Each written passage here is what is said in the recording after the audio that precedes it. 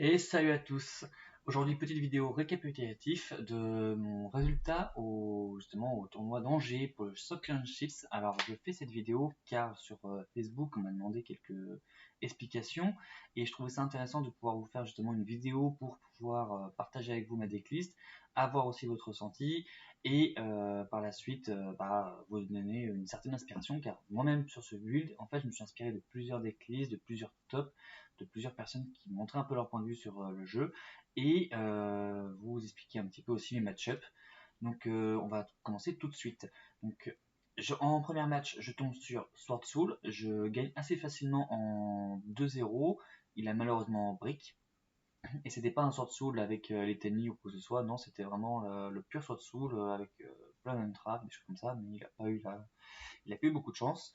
Deuxième match-up, je tombe aussi sur un autre sorceau beaucoup plus à l'aise, mais qui malheureusement n'a pas su correctement placer son board, surtout en première game, j'arrive à l'avoir assez facilement parce qu'il a fait juste Shao et le moins de Tenny, donc et Blackout. Je suis passé dessus assez facilement avec les cartes de mon deck. Et post-side, j'étais un petit peu insolent parce que je joue pas Fairy Tail ni quoi que ce soit, je joue Veiler à la place en target lumière pour avoir une interaction contre l'adversaire. Et à ce moment-là, en fait, je n'avais laissé qu'une seule Veiler dans mon deck, juste pour avoir la target pour Albion en cas de besoin. Et je suis tombé sur Nibiru et Veiler qui était x1 dans mon deck à ce moment-là pour Veiler. Il m'avait mis Baron, Blackout et Chichao, ce qui fait que ça m'a donné la victoire en faisant Nibiru, effet Baron, Veiler, Rasboard. Bon, derrière, il avait deux Imperm pour me bloquer, donc j'avais Alubert et Lubellion sur le terrain, donc j'ai fait que taper comme un sourd et derrière, il a pu remonter. Et ensuite, troisième game, je tombe sur un Dritron, c'était contre une personne de mon équipe.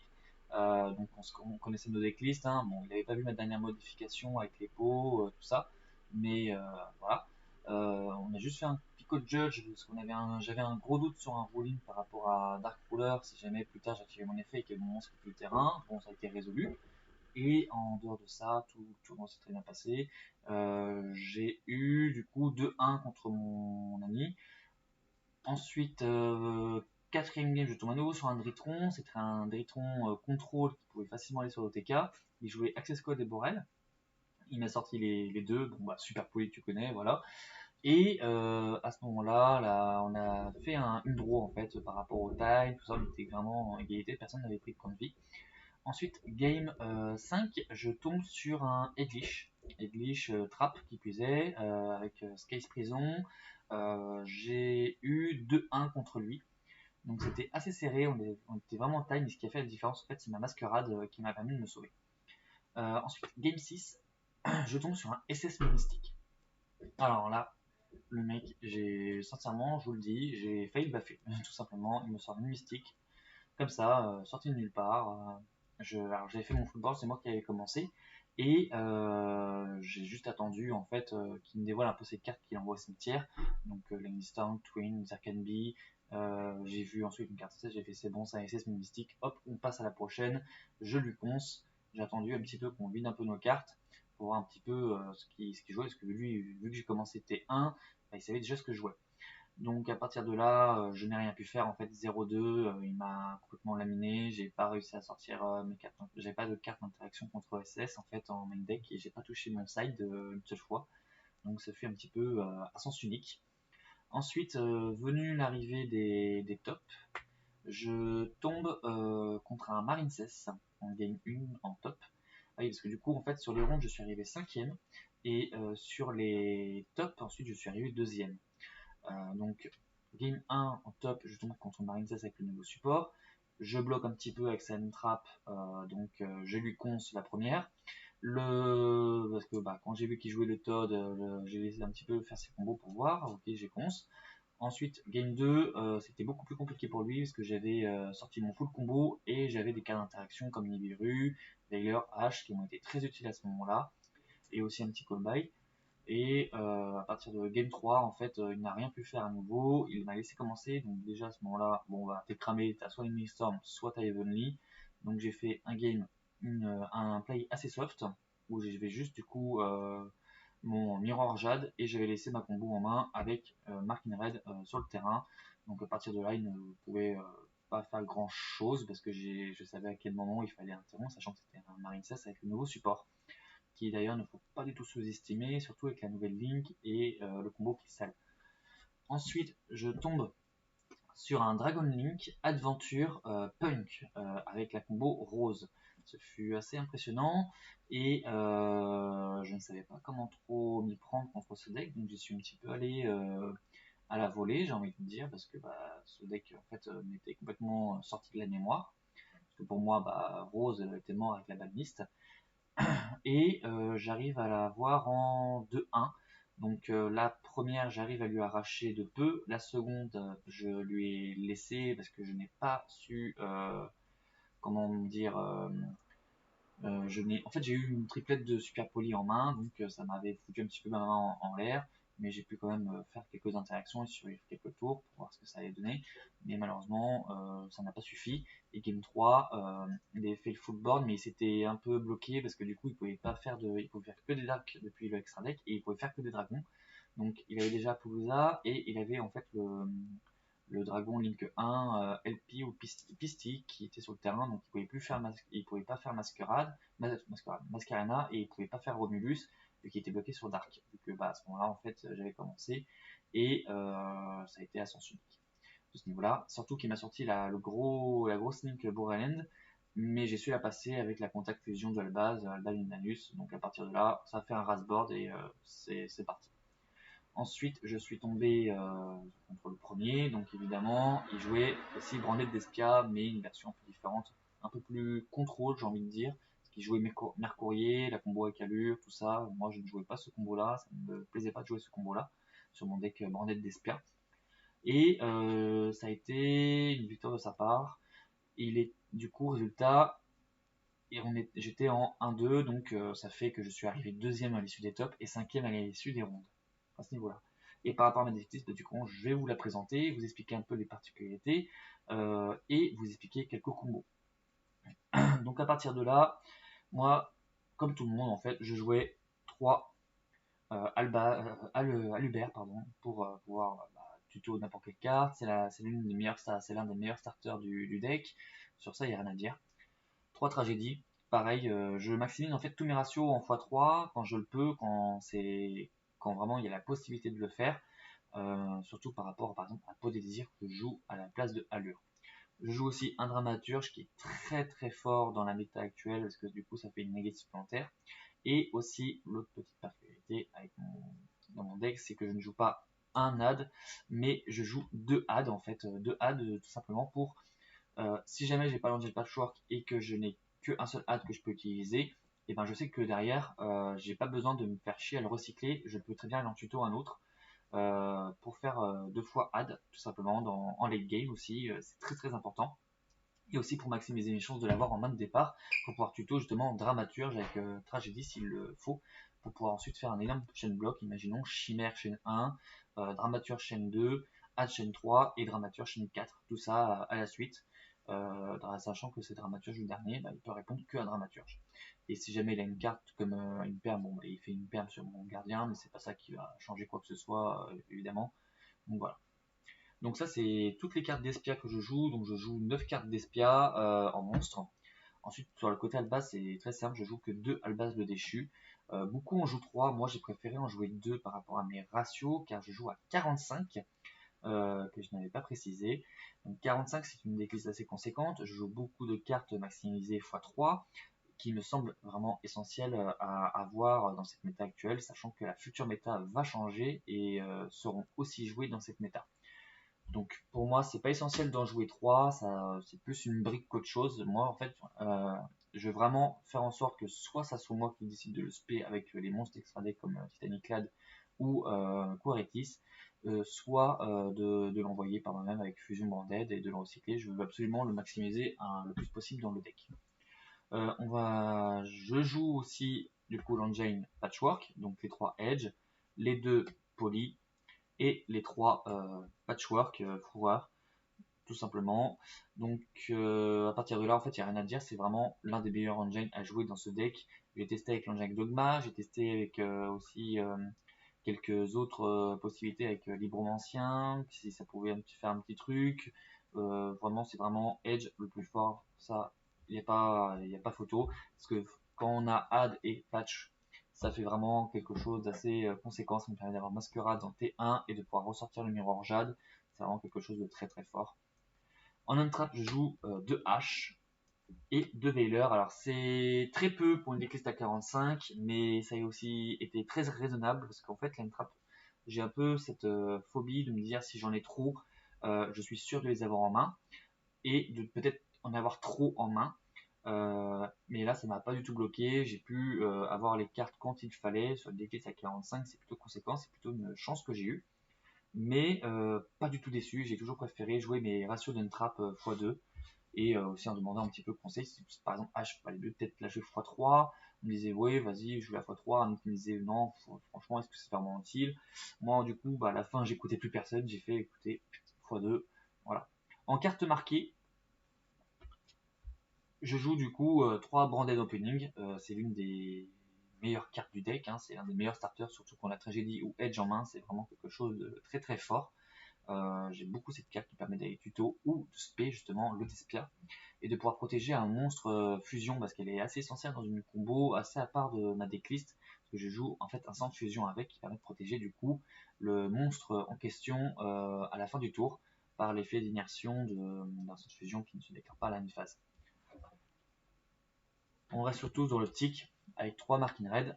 Pourquoi 3 et pas 2? Parce que 3, je trouve que c'est beaucoup plus intéressant, surtout pour le go second, et pouvoir maximiser les chances de pouvoir justement en garder une en main ou de pouvoir la set directement et de pouvoir set autre chose avec le Albion en fin de combo, genre un bordé d'opening ou les tutos, la fusion du marqué ou une autre carte assez importante dans, dans, dans la decklist par rapport au match-up qu'on a en face en fait. Donc c'est pour ça aussi que elle me sert aussi d'empêcher un petit peu l'interaction adverse. Imaginons les Veiler et H ou Ishishao qui ciblent en fait. Tout ça, avec Mark in Red, c'est pas possible pour eux de pouvoir du coup negate mon monstre, surtout avec Lubellion, qui va du coup pouvoir se résoudre et sortir Mirror Jade. On joue bien évidemment les 3 fusions du marqué. Sans cette carte, le deck Branded d'Esper n'existerait pas en fait. C'est grâce à elle que le deck tourne. La preuve qu'on a mis, par exemple, à quand même faire un errata sur Albert. À la base, c'était pas la carte marquée, mais c'était les marques, vraiment les. J'ai plus le nom en tête, mais c'était un autre nom qui donnait, c'était marqué, mais autre chose. Sur ça, je sais plus vraiment. Ensuite, 2 pots des désirs. Alors je ne joue pas à Allure dans cette decklist parce que justement je ne joue pas Merc Courrier, je ne joue pas suffisamment je trouve, de monstres pour pouvoir maximiser Allure. Donc j'ai préféré jouer à 45 sachant à pot des désirs, sachant que je joue à 45 justement et je joue 2 Had, 3 tragédies et le reste c'est que du x3. Ça me permet vraiment d'enlever le stack de mon deck et de pouvoir piocher des cartes assez conséquentes comme des interactions contre l'adversaire et ou plutôt des cartes qui vont pouvoir me débloquer moi-même. Elle m'a jamais déçu jusqu'à maintenant. C'était vraiment le meilleur choix possible pour ma decklist. Et beaucoup ont été étonnés d'ailleurs de l'avoir dans mon deck. 3 droplets, évidemment, excellent pour le go first comme le go second. Go first, on vient la set. Go second, on vient la mettre pour empêcher l'adversaire de nous répondre et pouvoir en même temps lui néguer de ses cartes. Et aussi, toujours pour éviter les interactions possibles de cartes qui ciblent, mais par exemple Albert ou autres qui vont potentiellement m'embêter. 3 super polis, bien évidemment. Je joue vraiment tout x3 dans cette list. Au départ, j'hésitais à jouer x2, mais vu le nombre conséquent de cartes, j'ai préféré vraiment la maximiser. C'est une carte qui est très forte aussi pour le go second comme pour le go first. Et j'ai vraiment voulu faire un mix-up de ça parce que je déteste me dire ma decklist est fait pour le go second, il faut absolument que j'aille go second. Sauf que derrière, si je perds le dice roll, ça va pas le faire, je vais me faire allumer. Donc c'est pour ça que je préfère jouer ces cartes en main deck, surtout en x3. Et en carte d'interaction adverse, justement, pour empêcher tout ce qui est untrap et autres, je joue du coup 3 crossout désignator, le petit call by et l'instant de fusion. Alors crossout par rapport au untrap, mais pas que. Ça m'est déjà arrivé de déclarer crossout, de déclarer super poli à la draw phase ou contre un match-up fusion branded. tout simplement parce que même si je suis tombé que sur un seul Branded d'Espia, ça m'est déjà arrivé lors du tournoi, le mec il jouait uniquement la fusion Branded pour juste avoir son Mirror Jade sur le terrain en plus. Donc ça a été une très bonne carte, et aussi c'est pour ça que je joue H et Veiler x2 avec Droplet, et la fusion marquée, ça me laisse vraiment pas mal d'interactions, surtout que je peux aussi déclarer Call By. Donc c'est vraiment des choses assez intéressantes. Et par rapport justement à Instant de Fusion, la petite chose que j'aime bien, c'est justement c'est une carte que je joue pour empêcher les traps par rapport à Millennium Ice Restrict, et elle peut facilement rester 2 tours, tout simplement parce que on a une carte qui s'appelle Branded Opening dans le deck, qui dit qu'à la phase, c'est pas un effet qui s'active, on peut protéger de la destruction d'un effet de carte un monstre fusion. Donc je fais un sang de fusion, je le mets en position de défense, ça n'est pas de souci. Donc déjà contre le trap, il sait qu'il va pas pouvoir me faire grand chose, il va la garder pour le prochain tour, sauf que si j'ai Branded Opening, et ça va toujours pouvoir me faire une carte d'interaction pendant le tour adverse, parce que du coup, résolution à une phase, instant de fusion, effet d'inertie, je dois pop Millennium, mais Branded Opening ne se déclare pas, je peux la bannir à la place pour protéger Millennium. C'est comme le combo à l'époque de Dingersu avec justement un instant de fusion pour mettre la Winda. Je suis parti exactement de ce même principe, et ça a été vraiment très efficace de ce côté-là. Je n'ai pas du tout été déçu. Donc ça c'est ma carte à instant de fusion, mais j'en joue une deuxième aussi dans le doute, Boodragon, qui empêche justement les monstres d'être target par son effet continu. Son effet s'active, tu fais je déclare ténèbres, du coup là plus personne ne peut target les monstres ténèbres. Donc tout ce qui est Veiler, Imperm, Chichao, tout ce que vous voulez qui target, Graal interdit, il ne pourra pas pendant mon tour ou pendant le tour adverse. Et ce qui est bien, c'est que Boodragon, en fait, c'est pour ça, c'est aussi une target super polie pour moi. C'est quelque chose d'assez important, parce que beaucoup m'ont dit pourquoi tu joues Boodragon, ça ne va servir à rien. Or, elle m'a été très très utile durant le tournoi, même plus que justement le dragon venin affamé qui demande lui 2 monstres ténèbres, mais uniquement sur le terrain. Alors qu'avec Marking Red, je peux aussi sortir Boodragon. Et en autre target super poli, je joue le dragon Stapelia. Je peux sortir aussi avec Marking Red, même si j'attends un petit peu de voir ce que va jouer l'adversaire pour voir si c'est pas mieux de faire une super poli dessus. Ensuite, en Despia, je vais jouer que 3 monstres. Je vais jouer 2 Masquerades et un Quaritis. Quaritis qui est pour moi sous-côté malheureusement, parce que son deuxième effet n'est pas du tout connu, c'est de spé un Despia ou un Albaz, ou de le tuto. Et croyez-moi, spé Albaz depuis le deck cimetière ou main, ou alors non, je crois que c'est que le deck, il me semble.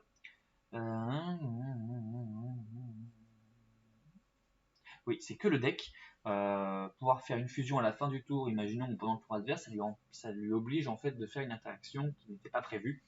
Et son effet aussi de pouvoir mettre tout le monde à 0 côté adverse, c'est aussi très très fort. Masquerade qui peut revenir du cimetière, c'est aussi très très fort. Il fait en plus les 2 effets cumulables, donc tu payes 600, donc tu vas finir par payer 1002 pour le game, et aussi pour punir l'adversaire sur ses combos, c'est très très fort. Titanic Lad, pareil, pour pouvoir spé base et avoir une target supplémentaire à Marking Red, parce qu'il est très fort. Sincèrement, je suis pas du tout déçu de jouer, et aussi pour contourner un peu les cartes comme Rivalité, Golden Match et Zarkanbi, qui vont m'obliger à jouer que des dragons par exemple, et Ténèbres, je sais que j'ai une target supplémentaire qui va pouvoir taper très fort et qui ne sera pas insensible pendant un tour aux cartes adverses monstres. Alba Lenatus, c'est aussi grâce à lui que j'ai pu gagner mon petit match contre justement le Rocket Dragon Link Adventure Punk, parce que fusion contact, merci, au revoir. Et aussi elle me permet, quand elle est au cimetière, de pouvoir tuto polymérisation et instant de fusion. Sincèrement, ça c'est pendant le tour adverse, si je peux envoyer Albion et Alba Lenatus, je le fais, juste pour pouvoir tuto, parce que cette carte là, en général les gens la gardent ou alors l'envoient comme ça juste pour tuto la fusion Branded. Non, moi je tuto instant de fusion Branded. On a plusieurs possibilités pour l'avoir, dont aussi Tragédie qui est au cimetière, qui va pouvoir la recette. Je joue 2 Albion, donc c'est pour ça aussi que je joue Veiler en x2, c'est pour pouvoir avoir une target lumière. Je joue pas Fairy Tail justement à cette raison, parce que pour moi Fairy Tail n'est pas si forte que ça dans la méta, de juste mettre Fast Down et de bannir 7, ça va juste protéger Tragédie, je trouve pas ça très intéressant. alors que justement, bah, Albion, en fait, je l'invoque jamais. Sincèrement, je l'invoque jamais. Je vois pas pourquoi s'embêter à jouer des targets lumière. Alors oui, là je le fais, mais c'est aussi des targets lumière qui vont pouvoir interrompre l'adversaire sur un combo qui peut être décisif. Alors que justement, je peux le jouer pendant le tour adverse en T1, alors que bah, Fairy Tail, je peux pas. Et ça peut être une brique potentielle. Donc de ce côté-là, ça change pas. On est toujours sur 2 Lubellion. Et on va jouer aussi 2 Mirror. Et je vais jouer qu'un seul gardien chimère. Parce que sur tous les playtests que j'ai pu faire, gardien chimère, c'est une très bonne carte. Pop 2 ou pioche 2, pop 2 ou pop 1, voilà, ça change pas. Le fait qu'elle peut être insensible aux effets qui ciblent si on a polymérisation dans le cimetière. Et juste ça, en fait, c'est vraiment l'une des meilleures cartes du deck avec en fusion Marking Red. Parce que du coup, ça va faire Shengun, Gardien et le reste à la suite. Imaginons Tragédie, Ad et Dramaturge. C'est vraiment extrêmement fort et c'est une carte en fait où tu peux facilement te refaire une main comme détruire le bord adverse. Donc de ce côté-là, je suis pas du tout déçu de mon choix parce que sachant qu'on peut la recycler assez facilement avec Lubellion, imaginons j'ai déjà un Mirror Jade, je continue sur ma loupe, bah, rien ne m'empêche de recycler le gardien que j'ai mis au cimetière ou qui est resté sur le terrain. Avec Marking Red, il peut pas attaquer directement, bah, c'est pas grave. Lubellion, je la renvoie dans l'extra deck, je renvoie un autre monstre et je fais un Drago Stapelia ou alors je sors une carte d'Espia. Voilà. Ensuite, pour le side, on va jouer 3 Nibiru.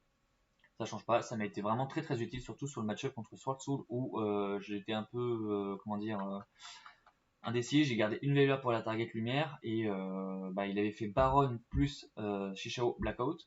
Et du coup, à la fin de son tour, je déclare Nibiru et j'avais Veiler en main que j'avais mis que x1 dans mon deck à ce moment-là. Donc c'est fut assez drôle. Et je lui ai raconté ça à la fin et il m'a fait t'as une chance de cocu. J'ai fait clairement oui.